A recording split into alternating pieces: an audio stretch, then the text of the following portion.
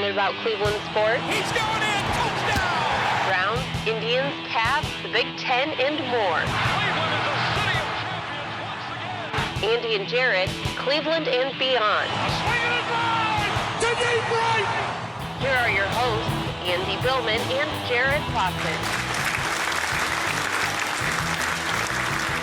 And we are live on Facebook and YouTube. Hello and welcome, Andy and Jarid, Cleveland and beyond. He's Andy Billman. I'm Jarid Watson. And this podcast is brought to you by Waiting for Next Year. Check them out, original Cleveland sports reporting at waitingfornextyear.com. Well, today we're going to focus on the Cleveland Indians and everything that's going on in Major League Baseball, or should I say everything that's not going on in Major League Baseball. With us, Cleveland Indians beat reporter Mandy Bell. Mandy, it's been a while and a lot has changed in the time that we last talked to you to now in this crazy world, this crazy situation we find ourselves in with coronavirus and the Black Lives Matter movement and all of the protests that are going on. I wanted to check in first and just say ask you how you're doing. Well, in regards to the coronavirus stuff, I mean, I can't really complain. Everyone is all healthy on my end, so I can't say anything bad with that. Just getting a little bit bored waiting around for sports to come back. But if that's the worst of my problems, I really don't think I should be complaining.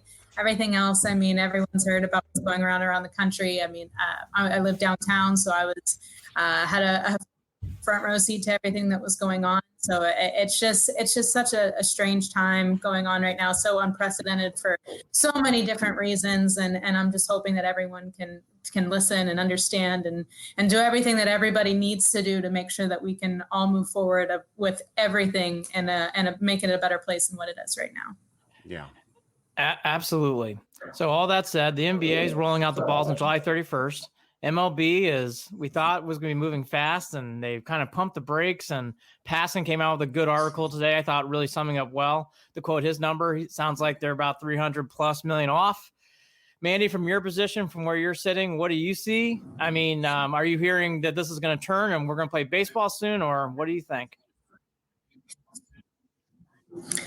I mean, when you're reading all this through the media, and it's difficult because all of this has been step by step through the media. So everyone's going to have a reaction to every part of the process. Mm-hmm. And it seems difficult to find optimism right now because both sides seem to be very, very stubborn in their own views. And each side has their own points. Each side has negatives. I mean, if you start breaking it down, you can see it from both ways. And so I think to see optimism, but I still have it, and I still think that both sides have it, which is really, really at least comforting in an aspect, because we all want baseball to come back. Everyone's common denominator is the same, the love for the game, and so I think because of that, something will happen.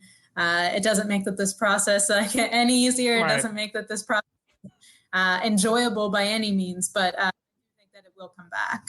What do you think about all this tough back and forth between ownership and the MLBPA? I mean, it in some ways it reflects a lot of things that are going on in the country. But how do they break that stuff down and get to an agreement? I don't know. I mean, I think it's a decision, and that's an answer that everybody's sort of looking for right now. Mm-hmm. Yeah. Be looking for compromise, and both sides are going to have to compromise a little bit, because if you look at it in a big picture, all across the country, I mean, unfortunately, you saw it with The Athletic today. You had layoffs. So you see it in the sports world right now, and it sucks. It's awful. But everyone sort of has to compromise, because this is unprecedented times. This is a lot of loss of revenue for everybody. The economy is awful for everybody.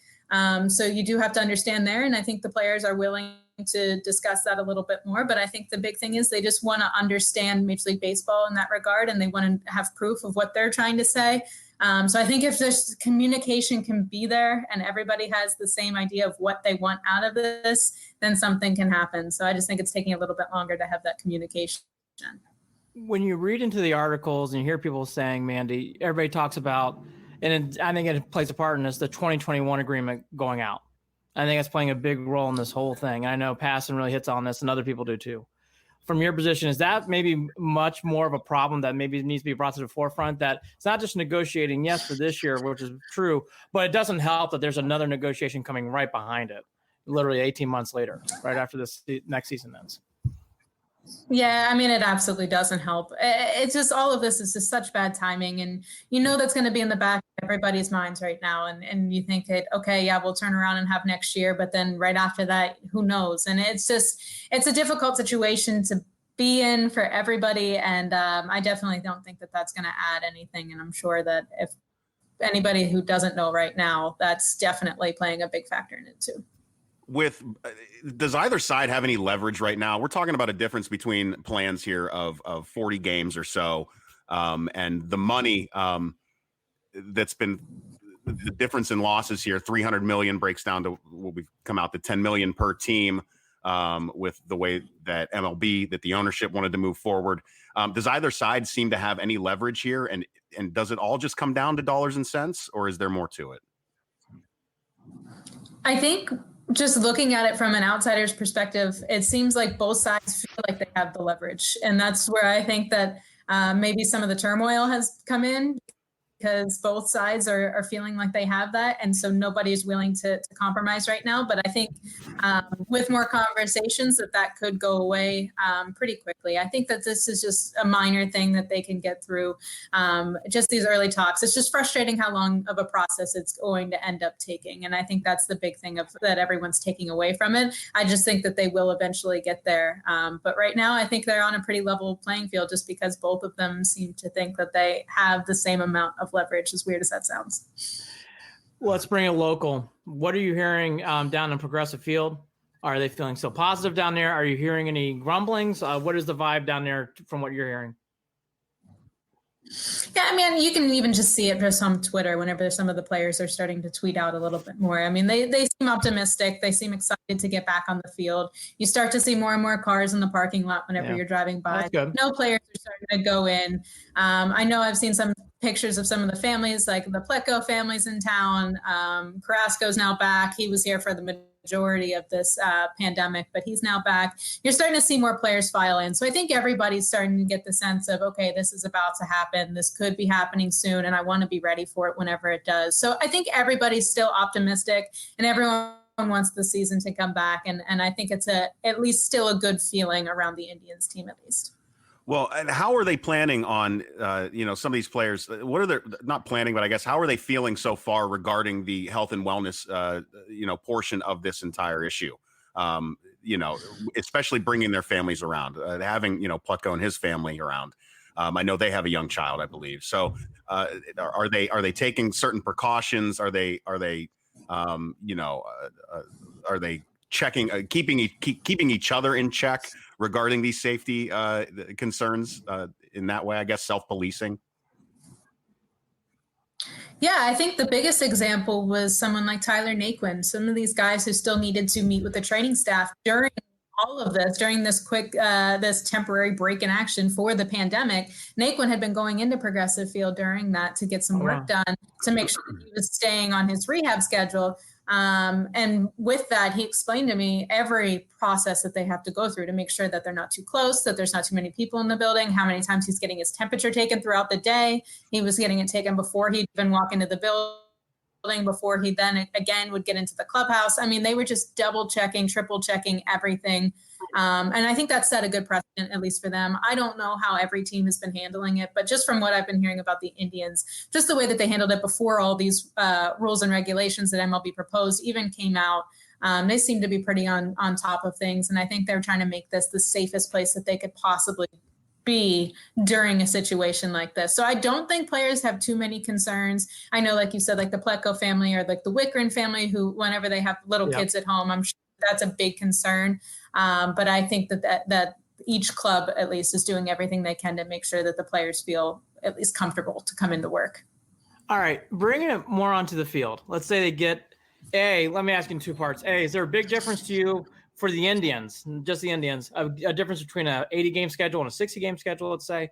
And then part B, how do you think this really will play out next year for the Indians? And the reason why I ask that is, Mandy, from my perspective, I think the Indians and other teams, it's going to be hard to see what this really means for like a Lindor next year.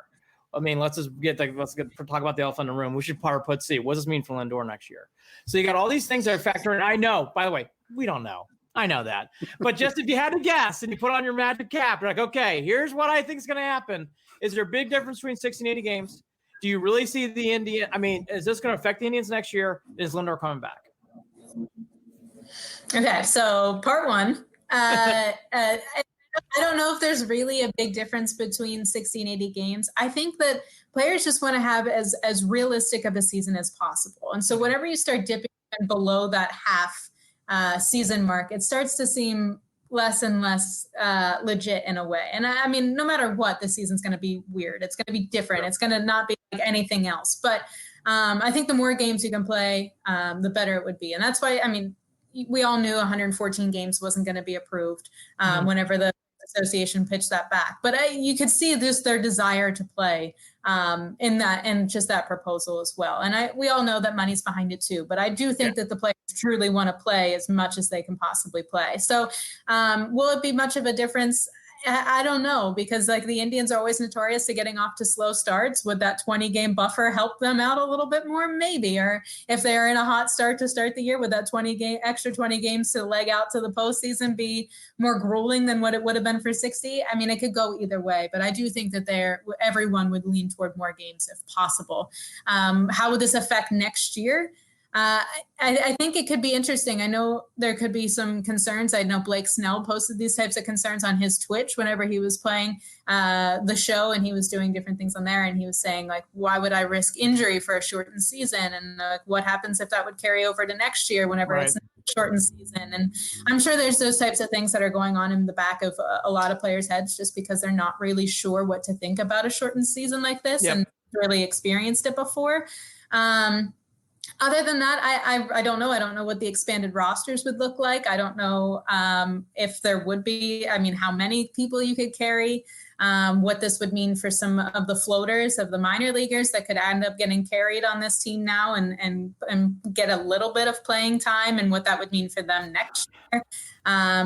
There's just a lot of variables that'll go into it that I don't think we can figure out until we get at least a week or two in to figure out how the season's going to go. Now, Lindor is obviously going to be the big question for everybody.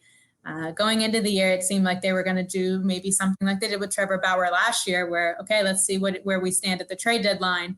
And you could get a little bit more for him for a year and a half than what you could have for just a year of control left, like you saw with Mookie Betts last offseason. So I think that now that you have a full season being in a half season span is going to be a little bit more tricky for them to try to figure it out of whether they want to hang on to him again. Do they let all of his time run out? I mean, there's just going to be so much balance. But if I'm going to guess right now, I would say he's still here in the off season, but whether he's the whole next season, I'm not sure. I'm wondering, and I think Andy and I have talked about this before, regarding Lindor and whether he's going to be here or not. How much do the money issues that are going to be pervasive for years to come with every one of these leagues, how much of a benefit will that be to the Indians to being able to possibly keep him? Because I don't know that people are going to be able to pay what Lindor was expecting to get. That's a good. Yep. Yeah, I don't know how much of a toll this is going to have. I don't know how much he's going to be able to make up in a year and a half before he hits free agency. I don't know if that will just give advantages to the powerhouses that are like New York and like all the big markets that seem to continually have money no matter what. I don't know if that is going to make them prevail. I don't know if this puts the Indians in a better situation to say, look, we have the money, because they're still losing the same amount as other teams are too. So if it's leveling out the playing field, then maybe he makes less, but then the Indians can afford less too. So it just a rippling effect throughout all of it. So I don't know if it betters their chances or not, because they are still losing the same as everybody else is. I wouldn't be surprised if he hangs on for this half season, and whether or not he's dealt in the off season or not. I think it'll be interesting to see, but I think at the start, my guess is he'll still be with the Indians at the end of the season. Yeah, to what you're saying, I think the Indians cannot trade him this year. But I think next year, I think for the first time, they're going to have to really look at the books and say, you know what, is this really worth it? Because of everything changing so much, I think the Indians have to, and I was not this guy. I wanted Lindor to stay throughout all 2021 and say bye-bye. But now I'm kind of wondering, I think it's tough. I think it's really changed a lot with the economics. Well, Andy, continuing on those economics, what are the odds that something happens in regard to revenue sharing that's more in line with something like the NFL does, because some of these teams are going to possibly need saved at the end of the day, and that might be the only thing that will do it. I mean, that comes into play too, correct? I would think so. I mean, Mandy, you tell me, if I were the Indians, don't you think you said it, make a one court press after the season. I would not do it during the season, but after 2020, I'd be like, look, one more time. Everything's changed. Do you want to come back? We'll offer you this and that. I wonder if the Indians would do that. I would hope they would. I mean, I think the Indians are constantly trying to come up with numbers and figures and doing every possible math equation that you can do to see, can we keep him and then also keep the team as competitive as possible? Because that's what Antonetti has been saying since the day that we showed up in Goodyear, which seems like forever ago now. But back in February, he kept saying, look, we can afford him. That's not the problem. It's can we build a team around him that would be a championship level team? Because look, he doesn't want to be here either if we don't have a team that can support his type of drive and his level of competitiveness and just wanting to win. And he wants to win, they want to win. So it's a balancing act. And if they can somehow figure out a way to find the money to do that throughout this process, that I think that would be a shock, because they are losing so much, just like everybody else. But I know that they're constantly trying to figure out anything that they could possibly do to keep him. Let me ask you this then. With Clase, been talking about dancing around and Kluber trades with Clase. So that was a trade where I actually agreed with. I was like, I like this. I like Clase. Saw him play. We saw with Brad Hand. You do kind of question about a closer like that coming back. So Clase, this makes sense. It's exciting. Then we get an 80-game suspension. So let me ask you, do you think the Indians had any idea this was coming? And what do you think the after effects of this now that Clase has got an 80-game suspension over his head? Yeah, I mean, obviously they would have found out before it was released to the public, before it was released to the media, but I don't think that they knew much before that at all. It seemed like it was a shock to the organization just from the vibes that we got. Now, they didn't want to talk about it at all. They didn't say much more than just the statement that they found out. It's not something that they really want to keep getting into detail about. Right. I'm sure it was frustrating for them. I mean, you give up a 2-time Cy Young Award winner like Corey Kluber.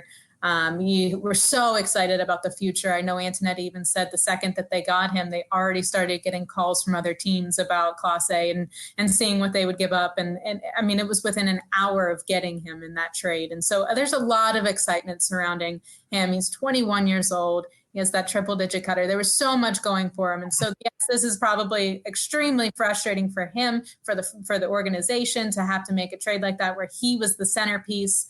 But moving forward, I mean, this organization, just seeing it firsthand, they're so good at just putting things behind them and moving forward and trying to just build up whatever they're handed. And so I think that as long as he does serve the time that he needs to serve, to make sure that he does the penalty for the things that the punishment that he needs to overcome with taking PDs and stuff like that. But whenever he comes back, as long as he can learn and grow from that, it's an organization that will support him in that sense. And I do think that he could bounce back from that as long as everything is just put back in the rearview mirror. Yep. Yeah, don't let it happen again, right? I mean, that's really what it comes down to. Like, come on. Please. Come on. Mandy, you mentioned earlier about players kind of possibly worrying a little bit about injury in a shortened season and some of the other effects in that sense. I'm wondering then, because I've also heard a defense of this season and of whoever wins the World Series at the end of this season, of whether it would count or not, or whether there should be an asterisk. Where do you stand on that? I personally think you win it, that counts, because there's nothing but craziness around this season to begin with. So if you can gut it out and get to the end and take it all, that is what it is. No matter what, it's different. But if you win, you win. And I think that that's the way that you're going to take it. I've seen Tito quoted over the last few weeks saying, absolutely, I want to win. Like if we get this win, it's a win. I know there's concerns. I heard Clevenger on the Indians podcast with Jim Rosenhaus saying, do you have to be concerned about it? Because it seems like it might not be as legit of a season as all the others. And for any team out there, it would be most controversial for the Indians because you're looking at a team with the longest drought. And if this is going to be the year that they win, would half of the world think, oh gosh, this doesn't count, and half the world said no, it does, and then you just have that holding over the Indians' heads forever. So it's just like, I'm sure that that's something that people are concerned about going into the year, but to me, a win's a win. And if they get there and they overcome all of this stuff and all the wonky rules that it's going to have to go through to be able to make this year count, I think a win's a win. That would be so Cleveland though, right? I mean, that's 100%. So, I mean, that'd be fucking brutal. That'd be fucking brutal. Well, all right. And then, of course, if we beat the Cubs too, and the Cubs fans are like, well, 16's better. Fuck, that would drive me insane. Just sitting with those fans in 16 in that World Series in Game 5. I would like nothing more than to beat them in the World Series. Okay, so let's go to on-the-field stuff. Let's say they play. Okay, Clevenger, Carrasco, Naquin's. Everybody healthy? Everybody feeling good? Who was hurt? Yeah, it seems like everybody's ready to go. The only thing is that Tyler Naquin still needs to get cleared by his doctor. Performed his ACL surgery back in September. That was supposed to happen the first week of April, but because of no traveling during all of this, his doctor's down in Houston. He's been up in Cleveland. So as soon as everything's ready to go, he's going to have to shoot back down there, get the green light. But he said he's expecting 100% to be ready to go for whatever spring training we have before the season starts. So I think he's pretty excited to get back. Is our starting five going to be Clevenger, Bieber, Carrasco, Plutko, and then you and I were talking about this earlier. Is that Plesac? Does that sound right? Starting five, if you had to guess? Yeah, it'd be between Plesac and Savali. I think it'll just be who shows more. I mean, you got to see a little bit more of Plesac in spring training round 1, just because Savali had some injuries that he was working through during spring training. But I mean, honestly, I don't think you can even rule out a possible 6-man rotation depending on how long training would be. For anybody. I wouldn't rule it out just now. I mean, that's just going off of gut and just thinking of, okay, well, if you're going to have a rush spring training and you're going to try to get all your starting pitchers as ready as they can be, I mean, you're going to have a shortened period of time to do that. And so they might not have the same pitch counts. Maybe they need an extra day of rest. So I don't know if having that Plesac-Savali duo will help them and give them an extra day to give everybody a little bit of a break just through the first few weeks. Maybe they can use that or maybe they won't. But I think that gives them a little bit of a flexibility to have that option if they would need it to help guys bounce back. Let me ask you this. The biggest name out of spring training was this guy, Anthony Gose. What should fans know about Anthony Gose? Because I was so fired up about Karinchak. I heard a little bit about Nolan Jones. We saw Bradley last year. We heard so much about Daniel Johnson, but Anthony Gose really became the name of spring training before the pandemic took a break on us. Yeah, he sort of snuck up on a lot of people. He was exciting. It was really fun to watch. You see him hit 100 in practice. I mean, Tito talked about the fact that he had triple digits, and to have a position player turn pitcher with that type of velo, especially a lefty, I mean, it was fun to be able to sit there and watch that, to sit there and see some of the reactions from the teammates and things like that. So he's definitely raw. His command needs some work, and Tito has said that. He said that the walks need to go down a little bit more, but I honestly wouldn't rule him out to be an option at some point, because you completely just do a 180 and then restart your career. But my goodness, the stuff that he had was really impressive. And if he can nail down that fastball command, I really think that he could be an option at some point, that should be a lot of fun. Like a real life wild thing. I was going to say the same thing. Exactly. Well, so think about this then. For your bullpen, you got Karinchak, you got Hand. I know Karinchak got sent down, but I think Karinchak's going to play a big role this year. Was Karinchak sent down just for arbitration things, do you think? Or was he really just needing a little bit more time in the minors before coming up? I think, honestly, a lot of paperwork things right before the year. I think there was just so many questions about what was about to happen. I know there could be concern if the players would get injured and would they stay on have to be on the big league DL or IL, I should say. And what concerns there would be there. So I think just because there was so much unknown going into that, just to make sure that they had everything correctly spaced out and people where they should be just heading into this, I think that's where it ended up being. So I think he would be on the big league team. How important is a solid, I mean, we're talking about a shortened season. Brad Hand coming out strong is extremely important this year. Boy. Right? No room for messing around, right? Absolutely. And then dealing with arm fatigue, obviously the off season helps, but if we're trying to think of any silver linings, it would be for the injuries, of course, but also could be for someone like Brad Hand, who didn't necessarily have an injury. It's just that arm fatigue, and you could start to see it toward the end of the year. He was gassed, and Tito kept saying like different things around like that. And, you talk to Brad Hand, and he's never going to say he can't do something. He's never going to say that he's completely worn out, but you could see it, you could feel it. And he's not somebody that shows a lot of emotion whenever he's on the mound or in the clubhouse. Like he doesn't really have that much of a heartbeat. We always joke about that. It's always slow and steady. And so for him to even show any of that, you could tell that he was a little bit worn down. And so I think that if anything could come positively out of this, it could be a benefit for someone like him to get some extra break before the season starts. Do you think the break might help out Jose Ramirez, my favorite player? I love Jose. I love his spirit around the team. Do you think his year was, he didn't have a bad year, but it was goofy, if we're being honest. Like, do you think the offseason, maybe some time to reflect would maybe help J-Ram before the season starts? Honestly, I don't know. Last season, he started off super slow. Obviously, it was like the first start that he could have started. And like mid-June till the end of the year, he was lights out. He was force in the middle of the lineup. His numbers were insane. He had over 1,000 OPS, and I forget exactly what he was hitting. It was like 320, and he was unbelievable.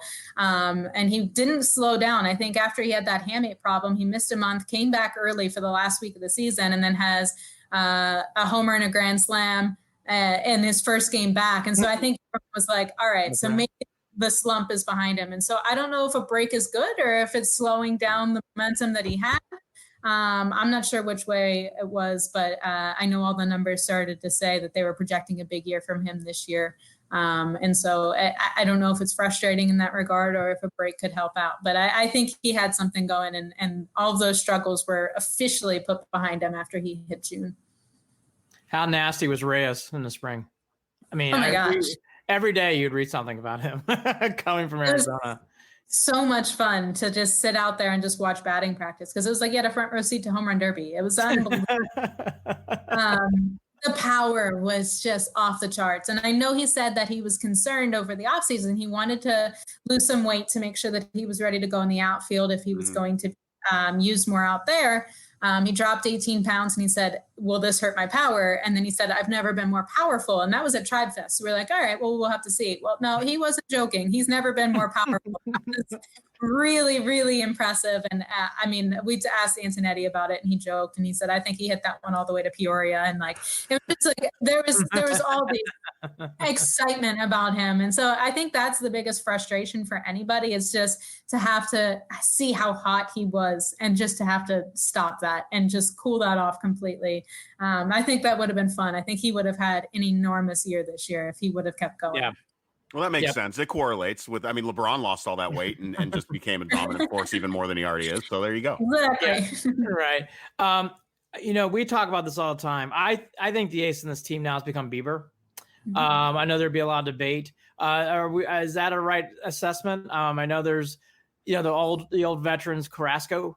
Then you got Clevenger, but I really do think at the end of the day, it's Bieber. Am I wrong to say that? And, let's just be realistic. Let's say Lindor does leave, like we all assume he does. I think Bieber becomes the face of the Indians. Is that a assessment too?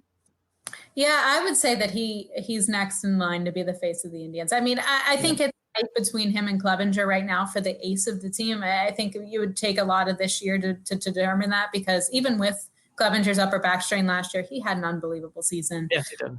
And just the both of them had unbelievable years. And it's mind blowing to think of the talent that they have, the depth that they have in their starting rotation. It's just unbelievable. So between the two of them, I think you have a solid 1-2 punch, no matter who's that number one and who's number two. Moving forward, though, I think this year could separate and figure out who's going to end up being that role for them, that ace. Yep. Over for Corey Kluber.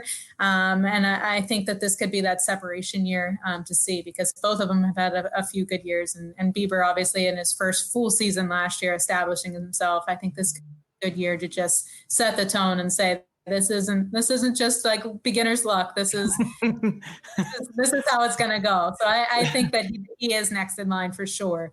I think he just has that personality. I think he has everything about that would be the face of a franchise type of material. So I think he's next in line.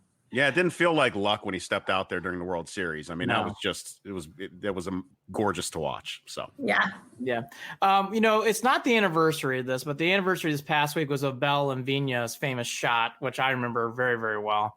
I think Vigna's still getting up, brushing himself off. Albert Bell, my gosh. Got his autograph on a ticket stub, 93 as a little kid. It was all right. Oh, look at that. The fun days. So let me ask you, but we're not, because I'll be, hey, baseball will come back and be positive. We can't bring you back on July 28th. You'll be too busy. I want to talk about the anniversary that is coming up with Trevor Bauer and that famous moment of him throwing the ball above the center field, the long toss moment where he has an implosion. You were there. Take us through those memories of what you remember about that day and that moment. Because again, it's one of those things that Jared and I laughed about back in January. It's like, holy crap, you forget all the shit that goes on in Cleveland. You forget about Trevor Bauer's moment in Kansas City. It's like the most insane thing. Just that I I didn't have words. I think I was frozen when it first happened. Like, what did I just see? I was watching with my 10-year-old, and my 10-year-old, that's something he would do. He's in Little League. Like when I saw that happen, I was like, my dad would have ripped me off the field. My son Cameron goes, Trevor's in trouble. I'm like, Trevor is in big trouble. Anyways, Mandy, take it away. I mean, I remember I was sitting up in the press box. I was with Zach Meisel from The Athletic, and we were just sitting there talking, and then you sort of see him. He just threw the first ball that he had into the netting right over the on-deck circle, the Royals on-deck circle. And I looked at Zach and said, did he just throw that into the backstop? Or and he's like, yeah, I think so. And then the second one he launched over the center field wall. And I think it was just that moment of like disbelief, like what just happened? And my jaw just dropped and I'm thinking, oh my, well, I have to write this. And I like it, just like froze and I didn't know what to do. I just like, I've never seen anything like that. And I'm like, this is unbelievable. And so I just immediately just start looking down at my computer. I was like, okay, our conversation's over. Immediately.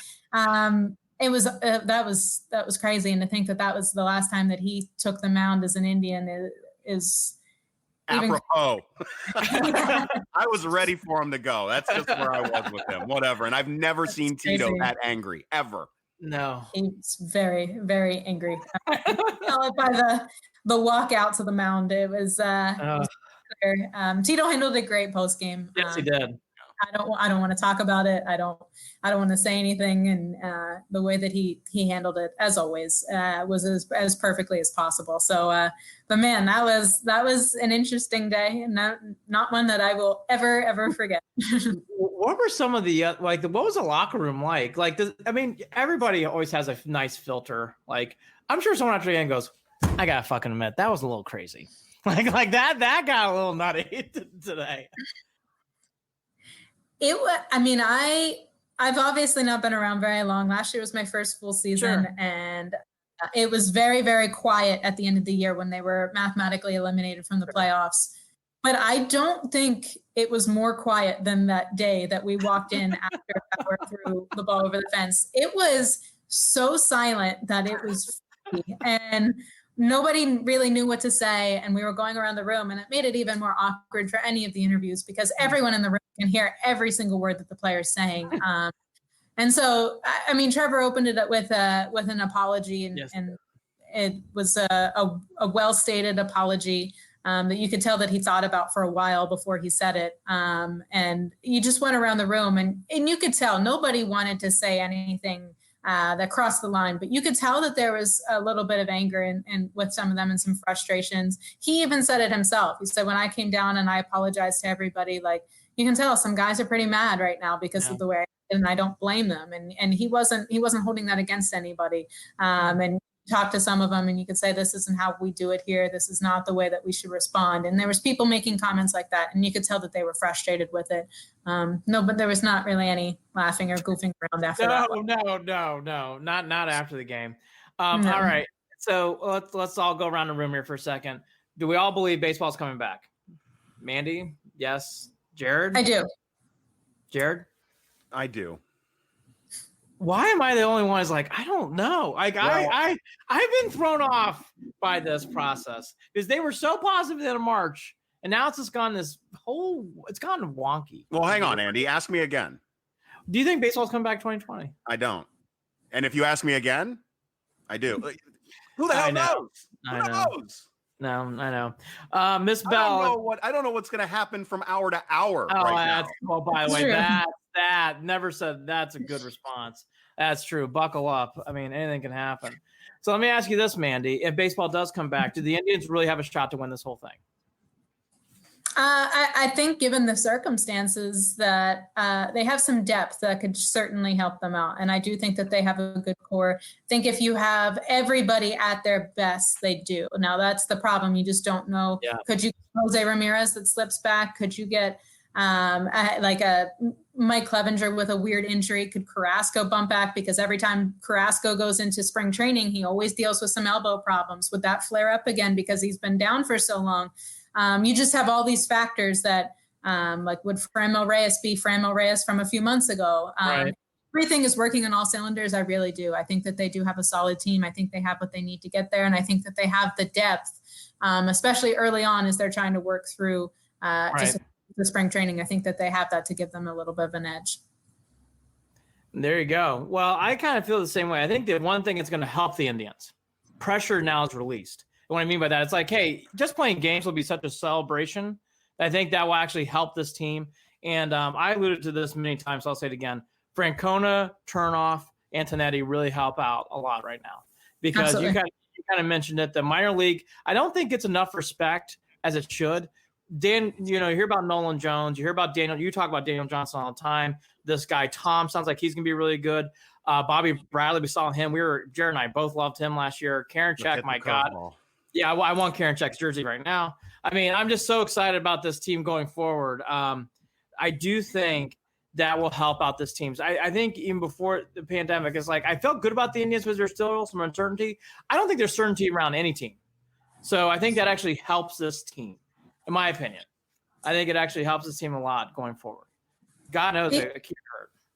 Yeah, I would agree with that. I think the biggest question mark for them right now would probably be their bullpen and just not sure really how that's going to pan out and who's going to be in there. But in that same regard, last year there was a lot of uncertainty and there was a lot of they're not the big name guys in that bullpen. And it was they averaged the slowest fastball velocity in the majors. And somehow they were the best bullpen through August. They had So Tito knows how to manage his bullpen really, really well. I don't know how the 3-batter minimum rule would affect that. But all this stuff took the attention away from the 3-batter minimum rule. So maybe that's true. Doesn't have as much as I don't know. I don't know how that'll affect things, but Tito does know how to manage it pretty well. And I think he showed that last year with a unconventional bullpen that they did have. So I don't know if that's as big of a worry as it should be, but I think that's one area that's a little bit questionable going into the year. Any final thoughts, Mandy, on the rest of this stuff? I don't think so. I'm just holding my breath that hopefully next time I'm talking to you guys that it's actually about a season being played and not so wondering what's going to happen or talking about a missed season. So just holding my breath that everything works out so that we can get some baseball back. We're reliving Trevor Bauer moments. Yes, let's talk about it. Yeah, we're running to the end of things to talk about. Mandy Bell, Cleveland Indians beat reporter. Thanks for joining us once again, and can't wait to have you back on, especially when the season does start. Fingers crossed. Take care of yourself, stay safe, and all that good stuff. Thanks, Mandy. Thanks for having me, guys. Bye-bye. Yep. Bye-bye. And there you go. So I think we basically got the synopsis for people who haven't seen it today. Jeff Passan laid it out. All the news kind of laid it out.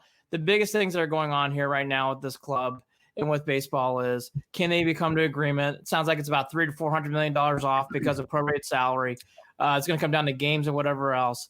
What I do hear though from Mandy and from egos. Others here, it's going to come down to egos. The biggest thing that I hear from everyone, which I'm surprised because it's not the news you're reading, is I think they'll get it done. It's like, really? Even still with all this stuff going down, people really do think it's going to happen, Jared, which is interesting. Yeah, I mean, it's like everything else. I feel like I've gone back and forth. There's times where I thought there was no way that they weren't going to have a season. Yeah. And now I'm wondering how the hell they're going to get beyond if they're bickering over the petty shit now. By the time they figure it out, it'll be, like they're not going to have time to have the number of games that they want in a season. Yeah, so I don't know. I don't know how to have confidence in it unless they all really decide to put those things aside and really decide that they want to have a season. Again, I believe that if you don't, you're really playing with the future of the league. I think MLB has got to really remember, and I will say you're getting that hint, which I think is why people think it's going to get done.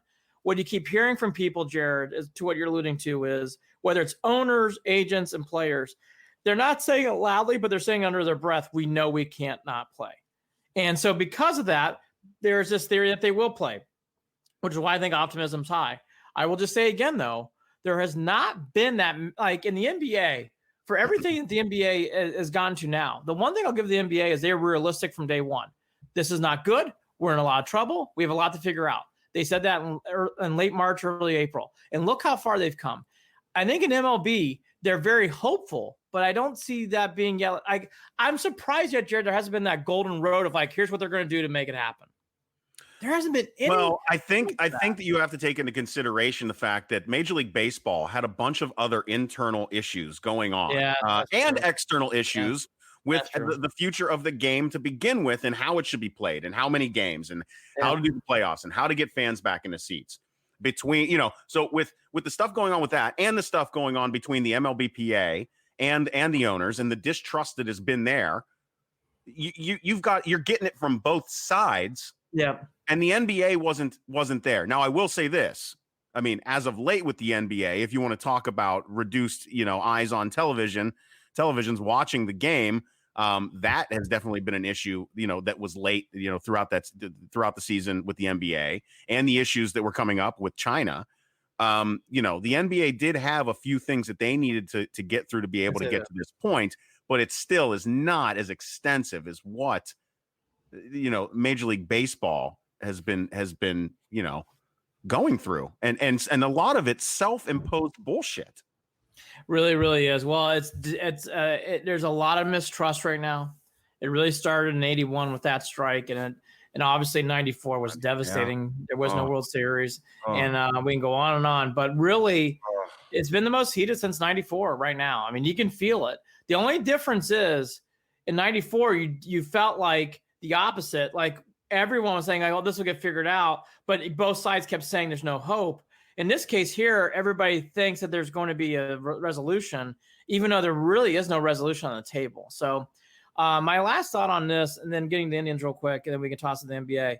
Manfred, I think it's a big moment for him. I think Manfred really needs to be the voice of reason. And yes, he represents the owners, but he needs to have an Adam Silver moment here. He needs to get in there and say, I'm going to talk and get through this and grind this out to an agreement. And so far, Jared, we have not gotten that vibe from him. Well, I'm hoping again, Andy. Again, Andy. These are the cultural issues within this country right now that we're speaking about. That people are afraid to take things by the balls and be a fucking leader. Don't be an asshole. Don't be a partisan. Don't sit there and try to fight the other side just because you don't like a certain policy, depending on whatever this is or that is. Figure it out, negotiate, work together, come together, make it happen, period. That said, at the same time, I mean, obnoxious, wrong is still wrong. Let me clarify with that. Wrong is wrong. But that, again, will take leadership to call out. Yeah. Here's my final thoughts. What you just said is very true. In baseball right now, they have leaders, but those leaders are not diplomatic. There needs to be diplomatic leadership. Like there's leadership with Manfred, but he's not being diplomatic. Tony Clark is I would call him a leader too, obviously. He's not being diplomatic. Someone needs to get in there, and I think Manfred has to be the one. He's going to have to speak for 30 owners. He's going to have to get it and work with Tony Clark to get something done. Diplomatic rights. I agree with you about leadership. Being a facilitator. Yes, he needs to do that. When it comes to the Indians, if baseball is going to happen, which we all still assume it will, even though with all the things that are going on. The one thing I thought Mandy brought up, which we've talked about a lot, is the structure of this organization is good enough to win this whole thing. the structure of this organization. There's more talent in the minor leagues than people realize for the Indians. Yeah. And it's up and coming. Now, they're not superstars, but there are good players. And I think that's going to play a role in baseball this year if they do play, because the amount of flipping and the amount of games being played rapidly, you're going to need players to be ready to go.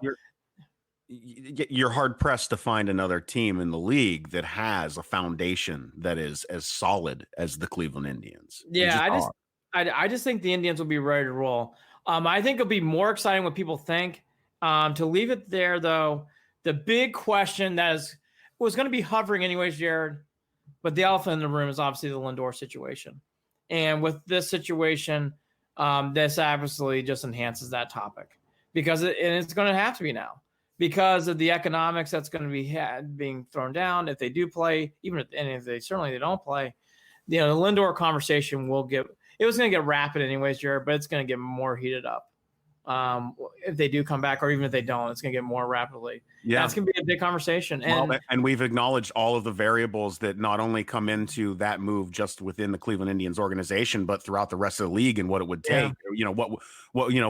What may need to happen change wise, whether it be revenue, whether there's so many variables to account for right now that can't be accounted for because you just don't know. Known unknowns, Andy. So many known unknowns. No unknowns. Well, there's your Indian stuff for today. We appreciate Mandy coming on. I thought this was a good time to have her. Yeah. We were hoping by Friday we'd come to some sort of agreement. They didn't, but there's the latest and greatest from Mandy, and you can check her out on Indians.com. Let's go to the NBA. The NBA on Thursday, June 4th. Today is the Friday the 5th, but on the 4th, the Board of Governors voted to approve a 22-team format to restart the 2019-20 season. The only team that did not vote on this was the Trailblazers, so it was 29-1. Trailblazers being the only one that voted this down. There'll be 13 Western Conference teams, 9 Eastern Conference teams, no Cavs. We'll get to them in a second. Yeah. The Western Conference teams will be joined currently within 6 games of 8th place in the 2 conferences, New Orleans, Portland, San Antonio, Sacramento, Phoenix, and Washington, all playing for that 8th slot. Sounds like there's going to be a play-in tournament that will include a 9th and 8th seed. The big thing that comes out of this, which they are going to obviously heighten, is there's going to be everybody's going to Orlando, games around the clock. They're going to have games every 4 hours. They're going to be rotating games. So it's going to feel almost like the NCAA tournament, Jared. Yeah. We're going to have games on top of games. I am welcoming this. Can't wait. Everything ramps up in July. I believe it's July 9th. They started doing training camp and all that other stuff. So everything gets ramped up. Before we get to the Cavs, and it sucks that they're not a part of this, just as a fan, I am ready for this. I can't wait. I have this question. How's the TV deal going to work on this? Who's airing these games? Are they going to be all on ESPN and ABC and rotating through? Am I going to need to get a league pass? Because I shut mine off. That's a great question. That's a great question. I would say this, to your point, Jared, you would have to figure that Turner and ESPN are just going to have games flip-flopping all day. Almost like the tournament, you would think. But the big part that I know of why this deal went down is because of regional television. So how does that impact? Meaning, like this Comcast Boston, do they want exclusive rights to the Celtics games in their region? I don't know. Yeah. Will they black out the national signal and just air the regional signal depending on where they're at? Yes. There's those are. Jeez, I mean. They sound silly, but they're very important economic questions. They're very important economically, and I would hope that they would come to pretty quick, easy agreements with that stuff, though. We've all lost a channel or two because of holdouts. So. Look, to what Jared's alluding to, you really do hope it isn't league pass. You're watching 8 games a day or 10 games a day or whatever games it is. What you're hoping for is I can just turn on ESPN, ESPN2, Turner, TBS, and I can watch all the games all day. Because am I excited about the PGA Tour coming back? Yes, I am. Am I jonesing for some of these other things to come back? Sure. I cannot wait for something like the NBA, MLB, and NFL, college football, college basketball. To have the NBA back is great. It's exciting. And I miss the Cavs not being a part of it. But I got to be fair. Like, I'm still watching anyways. So I want something. We've also got to be, realistic about whether this can actually be pulled off. I mean, there's reports today already about University of Alabama football players that are coming down with coronavirus. How are the leagues going to? Because once it gets in, I don't know how. I mean, test and contact trace. I Okay. don't know. I don't know. So let's go down this road. Let's go down this road because obviously the big thing that everybody worries about, and it should be, is like anybody getting this. That's going to happen. The difference in this sport, as we all know, is, it would be horrible for any player to get it. It'd be horrible for Carlos Santana or someone like that. But we have Bobby Bradley. You have things that can come in and replace, right? If Jason Tatum, LeBron James, Kevin Durant gets Kevin's not going to play. Word that I heard, Kevin's not going to play. Well, it seems to be on the fence. But let's say it's James Harden. Jared, it's horrible. That's a player. B, you feel sad for him and his teammates because now you got a quarantine team. But it isn't like you have a minor league, just from a competitive basketball standpoint. Replacing James Harden is not like replacing someone like a Carlos Santana. It's very, very different. Correct. It alters the entire trajectory of that team. Huge. Basketball is such a 5 in, 5 out. It really is. So to lose someone like that is not subtle. And that's 4 weeks at least, probably a month. So yeah, all that's true. This is coming on the toes of playing in Orlando, in a state where the numbers are jumping once again regarding coronavirus. And Lord knows that, with everything going on right now and everyone outside, and things opening up, you don't know. We're not going to know for another week or two what kind of a spike we're talking about here. People and players are going to get it. The one good news today that came out, not to get too political, but Fauci came out and did an interview today. And Fauci seems to be feeling better about what's going on with the numbers and stuff. The numbers are rising. He's seeing plateaus. So to hear him say that made me feel better today. And I will say he even seems to think now, and he's been very, very high on second wave. Even he's pumping the brakes on that today in his interview, saying, I still believe it will be a second wave, but I'm not so sure now how strong it's going to be. And we're seeing things that are making us change our position a little bit. So, and again, he kept saying, like, there are hot spots, but the overall plateau is there. Like, you're seeing a lot more of that. So that does make me feel good, Jared. But Jared's hitting a key point. That's going to happen. There's no doubt. It's just nature. It's natural. It's going to happen.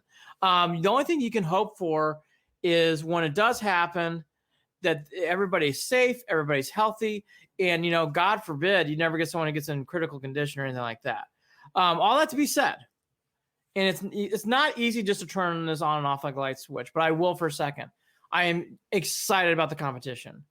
I am excited to see these games. Yeah. And I think the idea of putting this in one bubble is the smartest thing for this league. And I'll be ready for it. I'll get to it now. I am not happy the Cavs aren't there.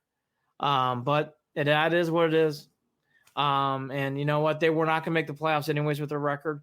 That wasn't my point about this. I just want to see 8 or 7 games just to get some Cavs basketball. I really did. Yeah. Andy, I can't even bitch over it. I can't complain about it because look, what it's even taking to get this to even be able to happen. I know. The hoops that need to be jumped through, the work that it's taken to get to this point. I get it, man. I get it. And you know what? If the Cavs wanted to be there, you got to be better. That's the by the way, their record dug their own grave. And to give the statement on the Cavs, Kobe Altman and Bickerstaff, they did not say anything vocally, but they put out a press statement. Quote, while we are disappointed that the announced return to play proposal excludes the Cleveland Cavaliers, we all understand the unprecedented factors that contributed to this outcome, and we all accept the hard decisions Commissioner Adam Silver and the NBA's Board of Governors had to make. They said some other things, but that basically sums it up really nicely. And to what Jared just said was, Jared, you make a great point. And to what they're just saying, hey, look, every game counts, and we didn't play well at the beginning of the year. They had a major coaching gaffe and Beeline. It didn't work out. Some other things did not go their way. This is the problem of retooling and rebuilding. You risk something like this. And yeah, they weren't going to make the playoffs, but I think that experience could have gone a long way to help them out. The only thing at the end of the day you can say is what Jared's saying. They dug their own grave here. And they're going to and now this is the most Cleveland thing to say. Everything now goes into the draft. Yep. Everything goes down to that lottery pick. The Timberwolves and the Warriors and the Cavs all have the highest percentage to get the number one pick. The NBA lottery will be done sometime in actually we have it here. It's August 25th, I want to say. Let's see, August 25th. They're going to have it. And the Warriors, Timberwolves, and Cavs are the highest chance, 14%. Which, chance. by the way, I mean, that doesn't even really mean anything anymore either, because the percentages it's so slightly changed as you go down that list, right? It's a lottery. Look, it's a lottery. The Cavs could draft 1, they could draft 5th. We'll just see what happens. Yep. All that to be said, that's where the Cavs are heading. And you hate to say something like that, but Jared, we obviously know that the two bigger conversations, which I think both are pretty much known. Tristan Thompson's not coming back, which is sad in a ways. That's another end of the era of the Cavs championship in 16. But being realistic, you can't see him coming back with free agency on the horizon and for him a chance to play for a team to win a championship, which I think he'd want to do. And then B, will Andre Drummond pick up his contract? You got to think he will, because of the current status of the league and because of the money being binged. You got to think that he's going to pick up that contract. Okay, that business aside, we love Dellavedova. He's probably not coming back. Ante Zizic, that just didn't work out, so we know he's not coming back. Those are more C line stories. So outside of those two, I mean, Jared, everything again hinges on this draft. The only thing I will say in that kind of situations, we all learned that puts a lot of pressure on Kobe Altman. He has got to nail this draft pick. You can, in other years, Jared, I think you could hide behind other things and be okay. Jared, I think hitting that draft pick is going to mean a lot to this organization now. Which is even harder to do because you don't have anything to go off of. I know. It makes it. I hope there's some other things here that will come to light that will hope. And by the way, the development of all these other players, which we'll get to too, is important. But let's be realistic. With no games being played, with the last game being played mid-March, the Cavs don't have anything except for the lottery. That's it. Yeah. There's nothing else. And I think it's going to be a very big challenge for this organization to stay relevant. And they will, and they'll figure out things. But let's be honest. Are people going to, I think people will be excited to see Cavs basketball early on. And yes, they will. But I'll be realistic. If they go 3-7 out of the gate next year, and they're Jared, let's be honest, it's going to be hard. Well, it's going to be hard for the Cavs, especially if you're still not getting butts in the seats, depending on how things work out. Yes. To go quickly through what the Cavs are up looking at here, the NBA draft rankings, according to ESPN, Anthony Edwards from Georgia, who's a shooting guard, James Wiseman from Memphis, Isaac Okoro, who I saw play at Auburn. I really like him a lot. And then he fits the need. I mean, he fits the need too. That the Cavs have. He does fit the need. And LaMelo Ball, I don't need any of that drama in my life. I just don't. Okay, so I know you and I were going to say the same thing, Mike. I'd rather draft Obi Toppin rather than LaMelo Ball. By the way, he was shut down with injury again this year. So LaMelo only played 12 games because of a foot injury. I saw Okoro played a lot. I saw Wiseman play a little bit. He only played 3 games. And Edwards is a good player. None of these players that jump off the mat and get you excited. For being truthful, like they're good players. There's nothing wrong with it, but you don't see something in there. It's like Zion Williamson, LeBron James. You don't really see that kind of player, if we're being truthful, when you read this list. So the Cavs are going to have a lot of homework to do.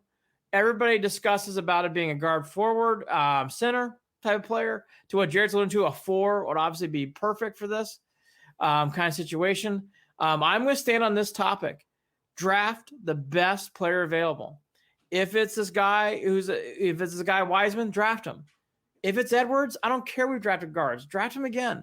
Keep getting the best players in this draft to go there, because that's what basketball is about. Yep. You got to have the best talent on the floor. Yep.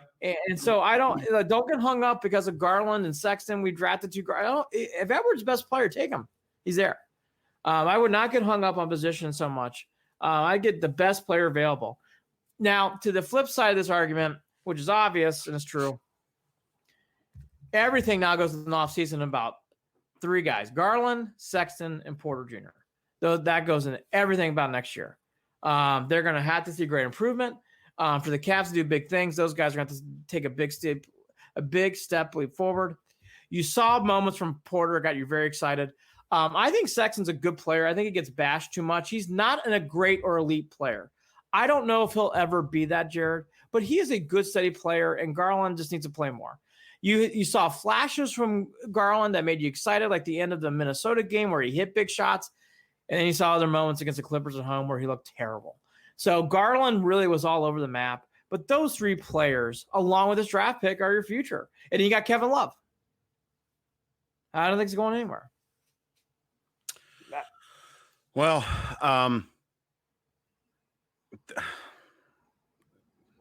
Andy, it's like everything else. Look, I want to watch them. I hope they do well. I hope we get to that point. It's so far away, though, Andy. It feels so far away. There you go. There you go. It's December.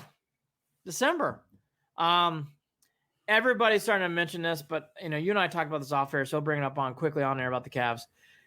I alluded to it, just breathe there. I don't think there's any way Kevin Love goes anywhere. Because of that contract, because of what's going on in the league budgetarily, Kevin Love's staying in Cleveland. And by the way, I think he needs to stay in Cleveland for the Cavs too. Yeah. I don't think it'd be a good thing for the Cavs to trade Kevin Love right now. I think you need a good veteran who can play. Kevin Love's your guy right now. I just don't see him leaving. I don't think it makes sense to trade him unless you got an unbelievable, you can't turn down package, which you're not going to get. So I think Kevin Love stays. Again, excited about the NBA.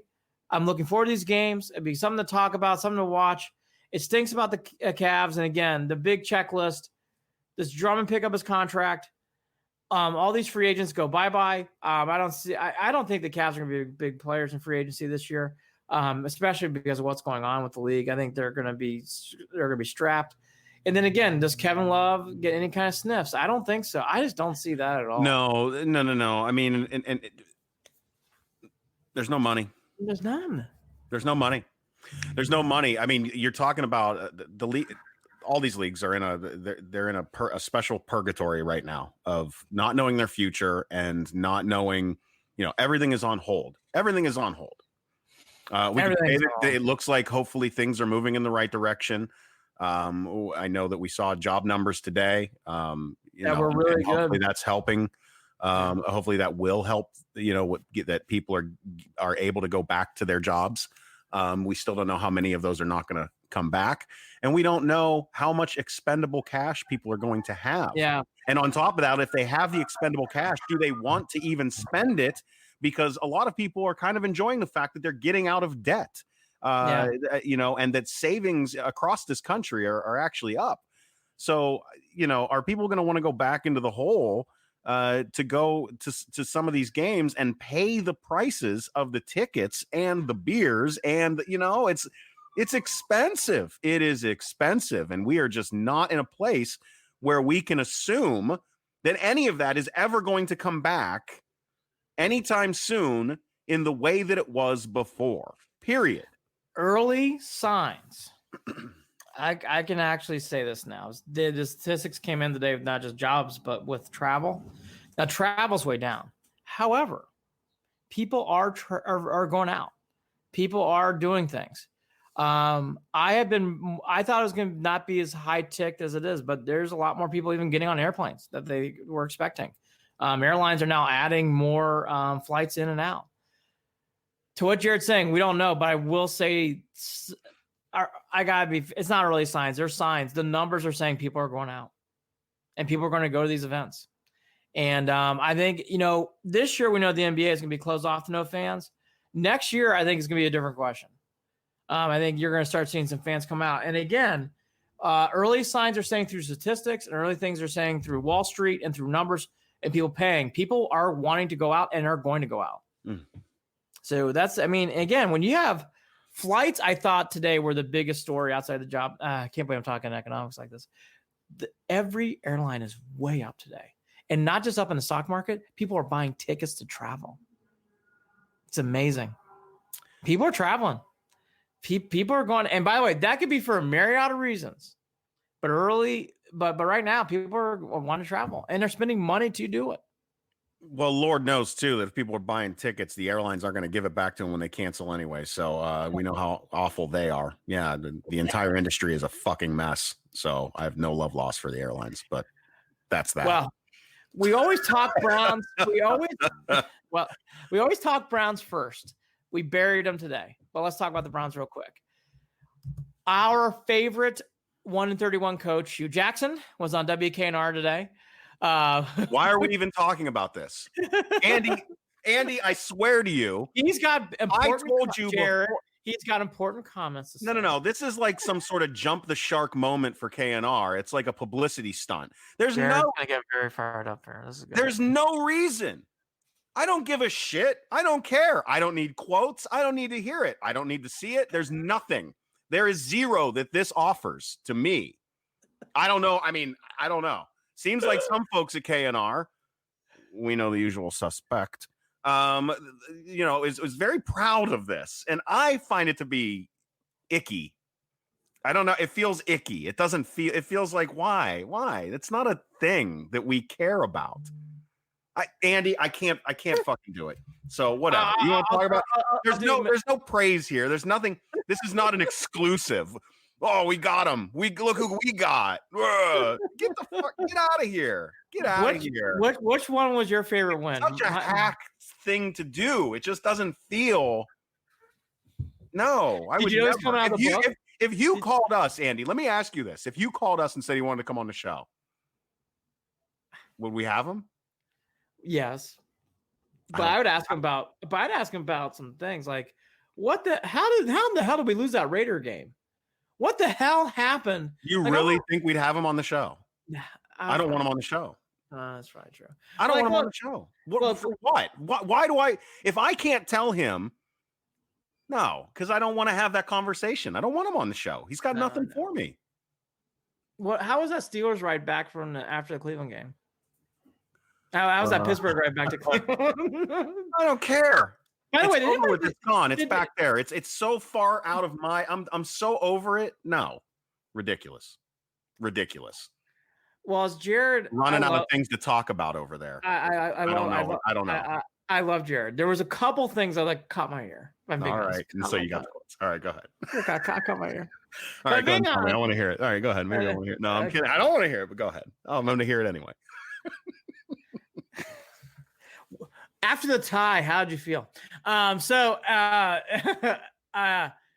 Mayfield comments, Hugh Jackson, quote, I still think this guy's going to be a really good player. Long pause. The player, I have never had problem with the player. Couldn't say his name, but he said the player a lot. That was interesting to itself because you can tell that Jackson actually does think Mayfield is a good player, but you can tell he's looking at his wins from those Mayfield comments.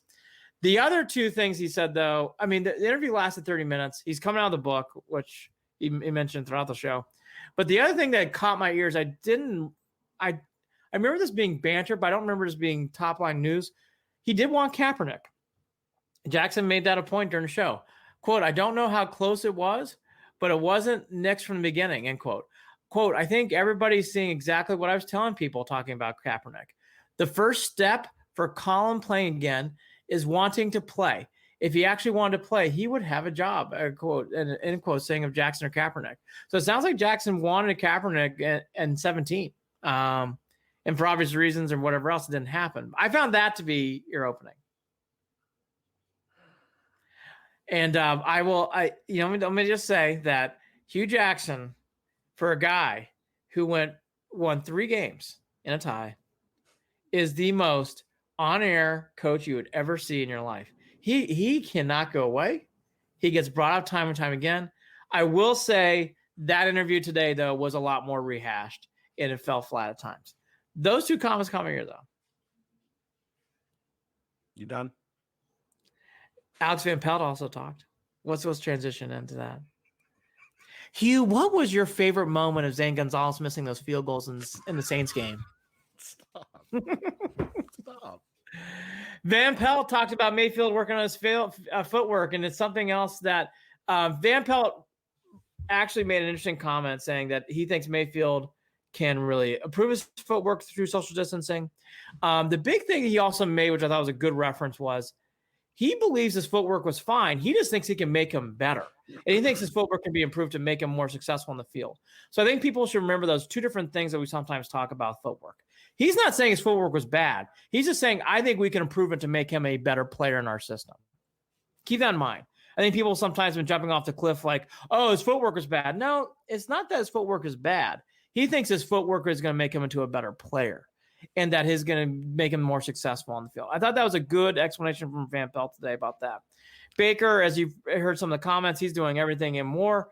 The other big thing I took out of that, outside of it, and everything else is kind of more, everything else, calling plays we'll get to at the end, but I really like the fact that he basically said, or not basically said, sorry. I lost my thought for a second, but Wills, the left tackle, they are all in on this. The sky is the limit for him. We expect him to be the left tackle for the Browns for a long time, Van Pelt said. Yeah. So there is no hesitation. Yeah. They think Jed is going to be the guy for a very, very long time. Yeah. The other big comment I got out of this, which I do want to talk with you about real quick, there's still no decision about calling plays. Jared, I do think at this point, I mean, we're at June 5th today. Yeah. Jared, I actually think I'm actually starting to take a more of a stance on this. I really do think Stefanski should be the play caller, unless there's something I'm really missing here, because they're not discussing it. It's a fluid situation. With everything that's going on, I would lean more and more towards Stefanski getting that, unless Van Pelt has that ability and just hasn't announced it yet publicly. It's another thing to add onto a plate, is my opinion. They going to win? Well, according to these comments, we're going 14-2. But yes, they should win. Fucking right. 14-2. Super Bowl. Super Bowl. OBJ, by the way, is a worker, according to Van Pelt. He loves football. He is smart as hell. He's just been a model guy this offseason, end quote. That is according to Van Pelt about OBJ. Really, there was no other Browns news in the past week, so that was the basic headlines. And I think we'll wrap it up with what's going around the country and what's been going around with everything else. But Tonio was on, I think it was 92.3. It was 92.3. And he gave a State of the Union about what the Browns have been talking about. And I guess Landry, which I'm not surprised, and OBJ, but Landry was speaking to the team for the heart about what is going on in our current country and talk about how the NFL, which I love this idea of being the platform to talk about Black Lives Matter and all that kind of stuff that you and I both are big proponents of and agree with. And I just think I am not surprised to hear Landry's taking the mic in this situation. I thought a week ago he really came off as the lifeblood of this team. I said that. The leader's Baker, but the real soul of this team is Landry. So to hear that story from Botonio does not surprise me at all. Good. The NFL and the way that they've handled things hasn't always been the best in regard to those issues. Look, as much as Kaepernick and the kneeling, and I've written an article when I worked for a CBS station a while ago regarding this. The kneeling isn't a problem. I'm a 12-year Air Force veteran. I served in Afghanistan. I know that he was given that guidance by another veteran on a way to peacefully protest without being disrespectful. And I am so sick of that argument being twisted and ignored. The facts are completely ignored on why he's kneeling and who advised him to kneel. Ignored. Out the window. And it drives me up a wall. Now, that said, Kaepernick is not perfect, and Kaepernick has done some really dumb shit he didn't need to do, like wearing the socks with the pig socks and donuts or whatever that was. Not cool. Doesn't help your cause. Makes you look like an asshole. So I get it. But the league has got some issues that they got to figure out regarding all of this. Having said that, served for 12 years in the Air Force. I don't think I've ever been as scared as I was over last weekend at the very real possibility of active duty military members who are 40 minutes away from my house, who flew here to a base that I have friends who work on that base, and were possibly going to be deployed to the streets of Washington, D.C. That's fucking wrong. It goes against everything that we stand for in the military. We support and defend the Constitution of this United States, period. Not the guy who's sitting in that White House. Now, you can have your beliefs and vote however you want. But again, the facts are the facts. And that was about to be a very bad and wrong thing. And that's why you've seen so many former and backhanded ways, current military leadership, top brass, come out with statements saying and reminding that the Constitution is what we answer to. So thank God those troops are being sent back to Fort Bragg. I really do worry about the situation that some of these guardsmen are put in. The Air National or the Air National Guard, Army National Guard. You know, the situations that there's like I don't know how many states worth have been sent to DC. A lot of federal officers that we don't even know, they're not identifying themselves, are mixing in down there. Look, you can't have private federal police force. I mean, there's a lot of really wrong things that are going on in that situation. And I'm not but an hour away from it. And I'm looking forward to having the opportunity to be a part of some of that if I can safely do it, because Lord knows I'm scared of COVID. Mm-hmm. I've watched many of my friends break down into tears, and some who are just people that I really don't know, but I work with, who live this on a daily basis because of the color of their skin. And I think that what people miss about Black Lives Matter, especially the folks that want to say all lives matter afterwards, is how dismissive that is. How I don't see color is dismissive. See color. See it. They want you to see it. You have to see it. Otherwise, you can't see how that person is being treated differently. And also, privilege is not trying to say that you have some great, there's a lot of folks that don't understand that privilege just means that, like, I'm a middle-aged white guy. I'm not afraid of what I'm going to say is going to offend or hurt. I don't have to fear those things. My African-American brother and sisters have to think whether they're smiling, whether they're putting on a good face.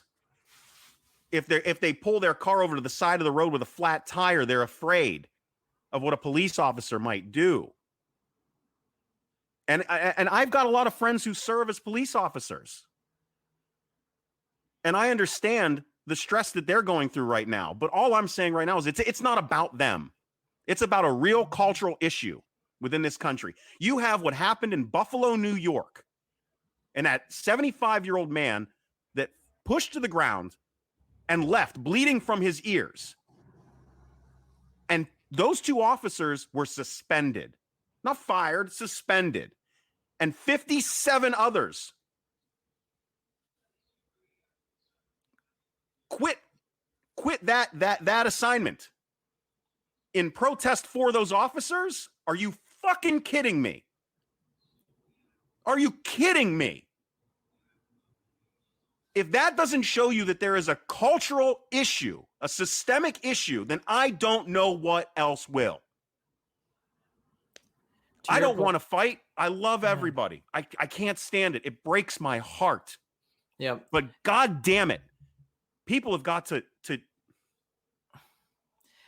What happened over the weekend, and there was a great piece done on CNN that's 8 minutes long. It was on the Don Lemon show. There's an 8-minute piece about how this all came about. And it really hit home to me after watching that. Look, this is, we never experienced anything like this. I am all for the peaceful protest. I love it. I want more of it. I think these discussions need to keep going. And I really want to see real change. And again, Saturday and Sunday and Monday, but especially Saturday and Sunday, it really, I already knew it and I knew what was going on, but I felt it on a whole different, deeper level. And I felt really big pain and sadness, and I felt bad because I just want, this needs to be talked about more. This needs to be corrected. And I agree with what Jared's been saying. Like, there's just a lot that's been going on way too long. It's been put on the back burner, and not anymore. And it's good. These peaceful protests need to keep happening. These discussions need to keep happening, and there needs to be real changes made. The discussions need to be forced. Force them. I don't care. They need to. Yes.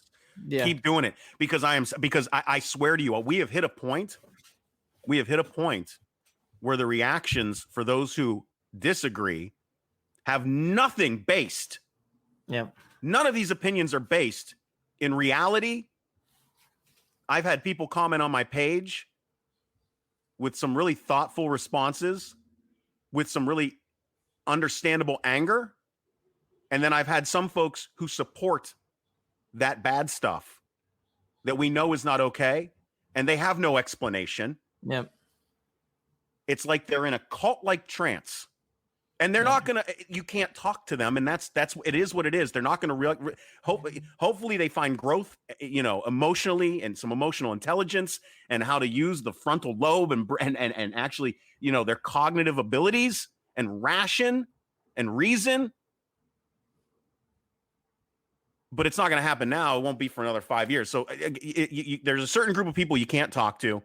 I think everything that I'm saying is for those who are in the middle and are just scared and frustrated and know that there's a problem, but don't fully understand it all. I'm going to fight for those people, and I'm going to try to get them to see it, because it's my conviction. It is absolutely my conviction to do so. There's again the 8-minute piece that came out on Sunday night on Don Lemon show. Watch it. And it really, really, again, it hit home to me hard after watching that. And I already knew and I already felt that way, but it just punctuated it. These peaceful protests are a very, very good thing. They need to keep happening. What happened, we all know what happened to George Floyd was fucking awful. And these things need to keep getting brought up, and they need to be talked about. This changes now. It needed to happen way, way too long ago. I mean, we're talking centuries ago. Now it's time to do it. Let's go. And I think it's all a good thing. And it's hard not to watch, and you keep watching it, and it's just something. I mean, I know you've been doing it too. You want to keep watching, and you want to be a part of it. You want to be in there and be like, hey, look, I think I can. I want to talk about these things. So I think it's time. It should have been long ago, but you know what? Let's bring it up now and bring it to the forefront. The tone that the man who sits in that White House that he sets is not a good one. It's one of division. And that's what we're dealing with right now. And it is pervasive throughout this entire country. Now, you can talk about chicken or the egg, but right now in this country, that's a problem. That's a real problem. And I can't be quiet about it anymore. I can't. Anyone who knows me knows I've never really been quiet about it, but comparatively speaking, I'm not going to shut up. I'm just not going to. So there you go.